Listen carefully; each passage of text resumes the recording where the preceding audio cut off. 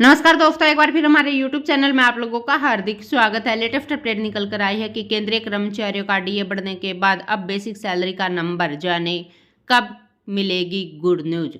तो दोस्तों, ये खबर तो हमें मिल ही चुकी है कि महंगाई भत्ते में 4% की बढ़ोतरी हो गई है। अब नंबर है बेसिक सैलरी का।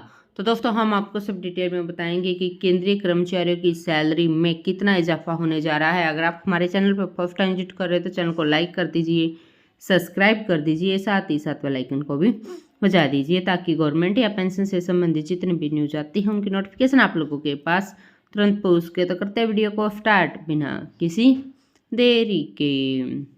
दोस्तों, होली के त्यौहार से पहले सरकार ने महंगाई भत्ते में 4% बढ़ोतरी को मंजूरी दे दी है। इसके अलावा एचआरए में भी तगड़ा इजाफा हुआ है। वही चर्चा शुरू हो गई है कि महंगाई भत्ता 50% हो गया तो इसे शून्य किया जाएगा। दोस्तों, केंद्रीय कर्मचारियों के लिए यह साल काफ़ी ज़बरदस्त रहने वाला है। दरअसल महंगाई भत्ते में साल में 2 बार इजाफा होता है। इसके अलावा उन्हें और भी कई तोहफे मिलने वाले हैं।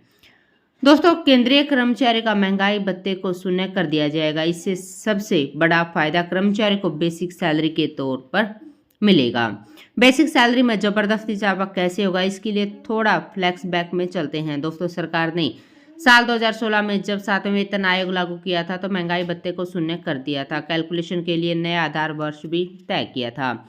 महंगाई भत्ता शून्य होने से कर्मचारियों को यह फायदा हुआ कि पिछले महंगाई भत्ता उनकी बेसिक सैलरी में जोड़ दिया गया था। अब एक बार फिर से ऐसा ही कुछ होने जा रहा है। महंगाई भत्ते को एक बार फिर से बेसिक सैलरी में मर्ज करके सैलरी बढ़ाने की योजना है और फिर महंगाई भत्ता शून्य हो जाएगा। अब सवाल आता है कि ऐसा क्यों होगा। दरअसल साल 2016 के मेमोरेंडम में ये बताया गया था कि जैसे ही महंगाई भत्ता 50% यानी बेसिक सैलरी का 50% होगा तो उसे शून्य कर दिया जाएगा। मतलब जीरो होने के बाद अभी जो महंगाई भत्ता मिल रहा है उसकी कैलकुलेशन फिर से शुरू होगी। ऐसा होने पर महंगाई भत्ते को बेसिक सैलरी में मर्ज किया जाएगा। दोस्तों, इससे कर्मचारी की सैलरी में रिवीजन हो जाएगा। इसका फायदा कर्मचारियों को अपने वेतन में रिवीजन का ज़्यादा लंबा इंतजार नहीं करना पड़ेगा। पहले महंगाई भत्ता 100% से ऊपर जाता था। छठे वेतन आयोग तक ऐसे ही डीए बढ़ता रहता था। मौजूदा वक्त में पे बैंड लेवल 1 पर 18,000 रुपये बेसिक सैलरी है, तो यह सबसे न्यूनतम बेसिक है। अगर इसकी कैलकुलेशन देखें तो कुल मिलाकर अभी 7,560 रुपये महंगाई भत्ता मिलता है। लेकिन अगर ये 50% महंगाई भत्ते पर देखें तो 9,000 रुपये मिलेंगे।